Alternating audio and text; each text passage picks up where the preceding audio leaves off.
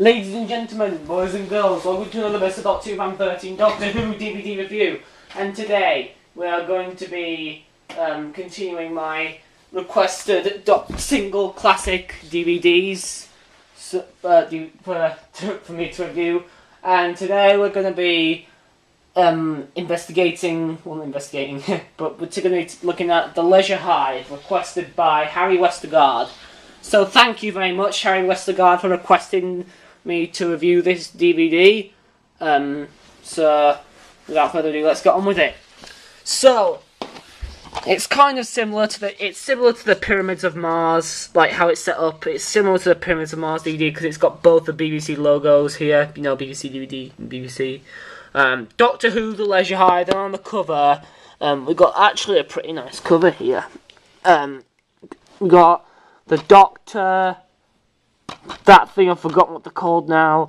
You know, the opening titles in the background, you know, in space, because this was the first story to use that kind of opening. The Leisure Hive itself, I think, it's rated PG.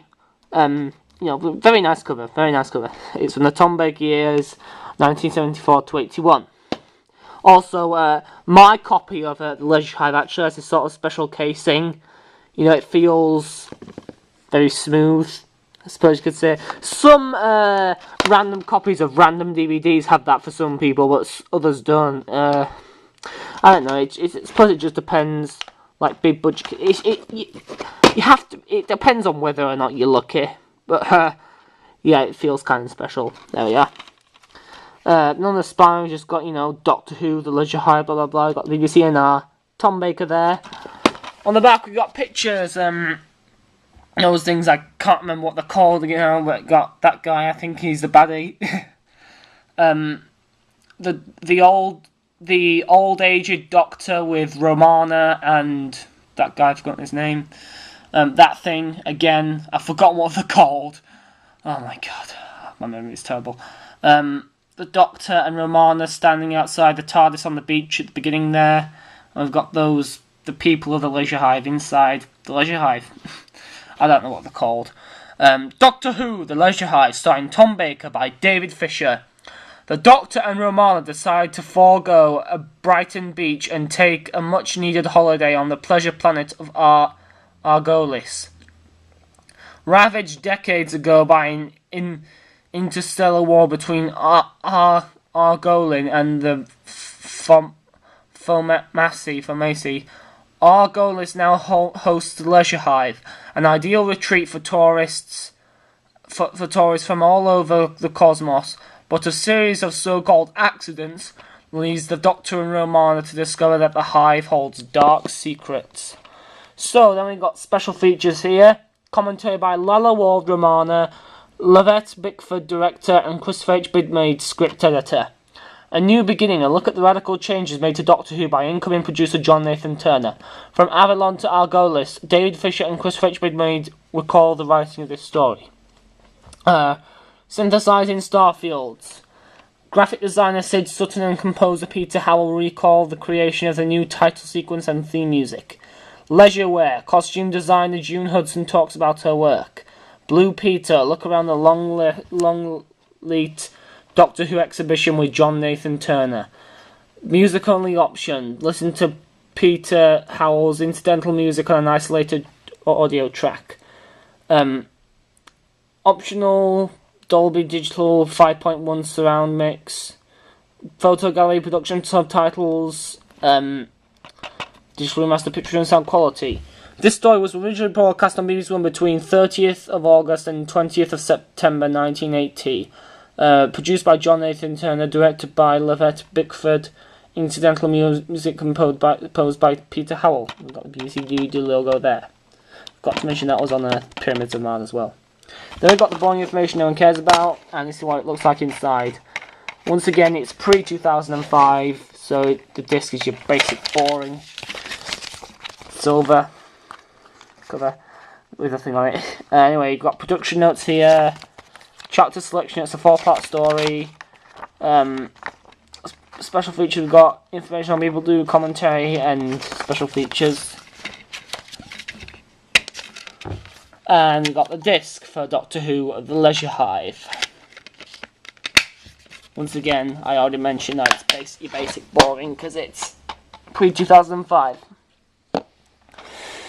Anyway, what do I reckon for The Leisure Hive? As a story, it sucks. I think this story sucks. It's one of Tom Baker's worst. Honestly, it's boring. It's dull. I mean, it's got one of the longest opening shots ever. It's like Star Trek: The Motion Picture movie. I mean, I haven't seen that film, but I've seen, clips from it, and the shots, the shots just go on and on and on for way too long.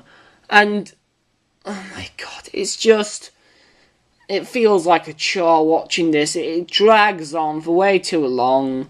I mean, the concept is nice, but really, it isn't that good of a story. I wouldn't recommend it if you're trying to start out your Doctor Who DVD collection. This isn't one worth starting out with, I don't think. Just avoid this at all costs. But, yeah, in all honesty, in all seriousness, The Leisure Hive isn't one of the best Doctor Who stories ever made. It's down there, definitely, with the likes of Terminus. Okay, I wouldn't say it's as bad as Terminus, I Love and Monsters and stuff like that. But I'd say it's down there, with the not-so-good ones, like the bad ones. Like, I don't know. Trying to think now. What bad, but not horrible. Like, sort of the mediocre to bad stories like The Long Game. No, that's a new series story. Let's think of some mediocre to bad classic series one. I don't know. It's down there. It's a bad story. Okay, it's bad. It's bad. Yeah, it's not that good. But anyway, the special features are nice. The different things they've got here. About how John Nathan Turner changed Doctor Who. It's nice. It's nice to see the special features because this was the season opener for John Nathan Turner's first season. But no. I'd say skip this. Unless you're a big collector like me and you want every Doctor Who DVD ever made. Well, every Doctor Who story at least. I just want every story, every episode. I'm not bothered for rebuying stuff like, the Monster Collection and Regeneration and all that. But unless you want every story of it, it sucks. Just give this one a miss. I give it a 4 out of 10. As a story, a 4 out of 10. It's boring. It's bad. Not good. There are worse out there, I suppose, but yeah, I don't like it. I don't like it very much. It sucks. Can't really say much about it. So that's that. Next up, we're gonna be reviewing The Mark of the Rani.